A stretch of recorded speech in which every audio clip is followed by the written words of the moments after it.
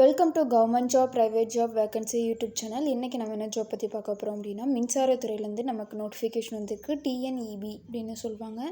இதற்கான சேலரி பொறுத்த வரைக்கும் 56,000 வரைக்கும் அவங்க ஆஃபர் பண்ணுறாங்க. ஃப்ரெஷர்ஸ் அப்ளை பண்ணிக்கலாம். ஆன்லைன் அப்ளிகேஷன் தான். லாஸ்ட் டேட் ஆஃப் அப்ளிகேஷன் இந்த மாதம் 25 வரைக்கும் டைம் இருக்குது. ஸோ எலிஜிபிளாக இருக்கீங்க அப்படின்னா மறக்காமல் அப்ளை பண்ணுங்கள். இந்த நோட்டிஃபிகேஷனுக்கு இன்டர்வியூ கிடையாது, ஓகேங்களா?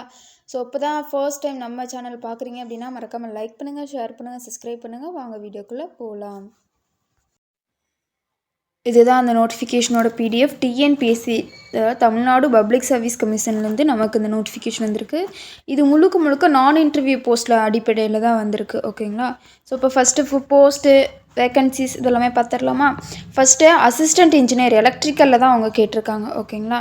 இதற்கான வேக்கன்சிஸ் எவ்வளோ அப்படின்னா 391 வேக்கன்சிஸ் வந்து அவங்க அலோகேட் பண்ணியிருக்காங்க. மாத சம்பளம் எவ்வளோ அப்படின்னா 40,000லேருந்து 1,25,000 வரைக்கும் அவங்க ஆஃபர் பண்ணுறாங்க. நெக்ஸ்ட்டு இந்த டிஎன்இபிலேருந்து தான் நமக்கு நோட்டிஃபிகேஷன் வந்திருக்கு, அது முன்னாடி சொல்லிட்டேன். நெக்ஸ்ட்டு அசிஸ்டண்ட் அக்கௌண்ட்ஸ் ஆஃபீஸர், ஓகேங்களா? இதற்கான வேக்கன்சி 25 வேக்கன்சிஸ் இருக்குது. சேலரி பொறுத்த வரைக்கும் 56,000லேருந்து 1,78,000 வரைக்கும் உங்களுக்கு ஆஃபர் பண்ணுறாங்க. Next post assistant programmer. இந்த போஸ்ட்டை பொறுத்த வரைக்கும் நமக்கு ஒரு வேக்கன்சிஸ் கொடுத்துருக்காங்க. 11-13 அதாவது லெவல் 13 படி உங்களுக்கு சேலரி அவங்க ஆஃபர் பண்ணுவாங்க.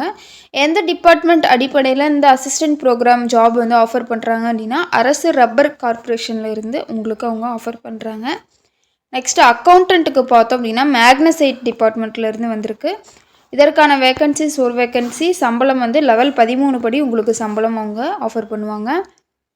ஏஜ் லிமிட்டை பொறுத்த வரைக்கும் எவ்வளோ அப்படின்னா, அசிஸ்டண்ட் இன்ஜினியரிங் போஸ்ட்டுக்கு நீங்கள் அப்ளை பண்ணுறீங்க அல்லது assistant accounts, assistant programmer, accountant, இந்த 4 போஸ்ட்டுக்குமே மேக்ஸிமமாக எவ்வளோ இருக்கணும் அப்படின்னா 32 வயசு இருக்கணும். தட் மீன்ஸ் 32 வயசு கம்ப்ளீட் ஆகக்கூடாது, 32 வயசுக்குள்ளே இருக்கணும். எந்த டேட் படி அப்படின்னா இந்த 1/7/2025 இந்த டேட் படி உங்களுக்கு வயது 32 வயசுக்குள்ளே இருக்கணும்.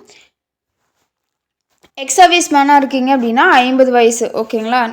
டெஸ்டிடியூட் விடோவாக இருக்கீங்க அப்படின்னா 37 வயசு. எந்த கேட்டகரிக்கு அப்படின்னா அசிஸ்டண்ட் இன்ஜினியரிங்க்கு. அதே மாதிரி பிடபிள்யூடி கேண்டிடேட்டாக இருக்கீங்க அப்படின்னா அவங்களுக்கு வந்து அசிஸ்டண்ட் இன்ஜினியருக்கு 42 வயசு வரைக்கும் இருக்கலாம். அதர் போஸ்ட்டுக்கு அவங்க எதுவுமே கொடுக்கல, நோ ஏஜ் லிமிட் அப்படின்ட்டு அவங்க மென்ஷன் பண்ணியிருக்காங்க. இதில் கேட்டகரி வைஸ் ஏஜ் லிமிட்டை இப்போ பார்க்கலாமா?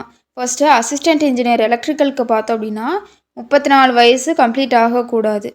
பர்சன்ஸ் வித் டிசபிலிட்டியாக இருக்கீங்க அப்படின்னா 44 வயசு கம்ப்ளீட் ஆகக்கூடாது. எக்ஸ் சர்வீஸ் மேனாக இருக்கீங்க அப்படின்னா 55 வயசுக்குள்ளே இருக்கலாம். டிஸ்ட்ரிபியூட்டிவாக இருக்கீங்கன்னா 37 வயசுக்குள்ளே இருக்கலாம்.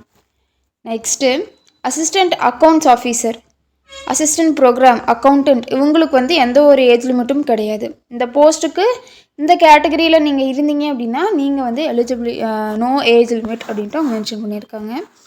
எஸ்சி, எஸ்சிஏ அண்ட் எஸ்டியாக இருக்கீங்க அப்படின்னா அசிஸ்டண்ட் இன்ஜினியரிங் மட்டும் 37 வயசுக்குள்ளே இருக்கலாம். பிடபிள்யூடி கேண்டிடேட்டுக்கு 47 வயசுக்குள்ளே இருக்கலாம். எக்ஸ் சர்வீஸ் மேன் 55 வயசு, டெஸ்டிடியூட் விடோ 37 வயசுக்குள்ளே இருக்கலாம். அதர் போஸ்ட்டுக்கு நீங்கள் அப்ளை பண்ணுறீங்க அப்படின்னா எந்த ஒரு ஏஜ் லிமிட்டும் கிடையாது. இப்போ குவாலிஃபிகேஷன்ஸ் பார்த்துடலாமா? அசிஸ்டண்ட் இன்ஜினியர் ஏஇ எலக்ட்ரிக்கல் போஸ்ட்டுக்கு பார்த்தோம் அப்படின்னா இதில் வந்து நீங்கள் எலக்ட்ரிக்கல் அண்ட் எலக்ட்ரானிக்ஸ் இன்ஜினியரிங் முடிச்சிருக்கலாம் அல்லது அதற்கு ஈக்குவலண்ட்டான ஏதாச்சும் ஒரு கோர்ஸ் முடிச்சிருக்கணும், ஓகேங்களா? நெக்ஸ்ட் அசிஸ்டண்ட் அக்கௌண்ட்ஸ் ஆஃபீஸர், இதுக்கு வந்து நீங்கள் வந்து சிஏ முடிச்சிருக்கணும். அது எந்த ஆர்டரில் நீங்கள் முடிச்சிருக்கணும் அப்படின்னா 10th 12th அதுக்கப்புறமேட்டுக்கு சிஏ எக்ஸாம் வந்து நீங்கள் பாஸ் பண்ணியிருக்கணும் அப்படின்ட்டு அவங்க மென்ஷன் பண்ணியிருக்காங்க.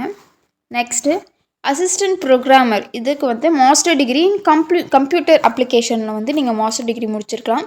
இல்லை அப்படின்னா சயின்ஸில், அதாவது இன்ஃபர்மேஷன் டெக்னாலஜி அல்லது கம்ப்யூட்டர் சயின்ஸில் நீங்கள் வந்து மாஸ்டர் டிகிரி முடிச்சிருக்கலாம் அப்படின்ட்டு அவங்க மென்ஷன் பண்ணியிருக்காங்க. அக்கௌண்டண்ட்டுக்கு பார்த்தோம் அப்படின்னா பிகாம் வந்து நீங்கள் பாஸ் பண்ணியிருக்கணும்.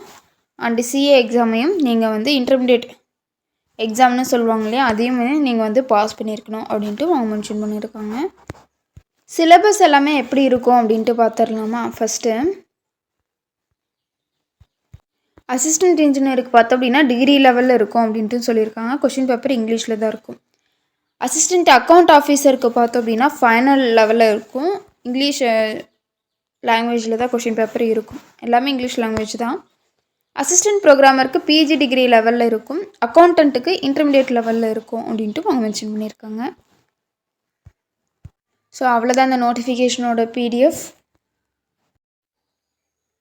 Government job, private job vacancy YouTube channel பிடிச்சிருந்தா மறக்காமல் லைக் பண்ணுங்கள், ஷேர் பண்ணுங்கள், சப்ஸ்கிரைப் பண்ணுங்கள். தேங்க்யூ.